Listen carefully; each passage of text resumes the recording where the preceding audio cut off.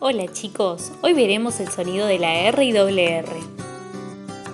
Cuando la R suena suave, le decimos R. Los sonidos suaves de esta letra se producen en la mitad de la palabra, como por ejemplo, marino, circo, pera, toro, cara, etc. Y también cuando lo hacen al final de la misma, como por ejemplo, ver, motor, confiar, etc. Leamos estas palabras. Toro,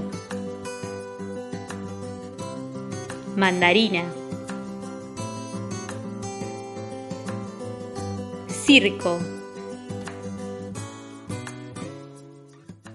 Ahora veamos los sonidos de la R fuerte. Los sonidos fuertes se producen al principio de la palabra, como por ejemplo, recto, riqueza, rama, rodilla, rufián, rutinario, remo, etc. Y cuando se dan después de una consonante, por ejemplo, israelita, enredadera, alrededor, subrayar, honrado, etc. Leamos estas palabras. Ratón, rosa, regalo.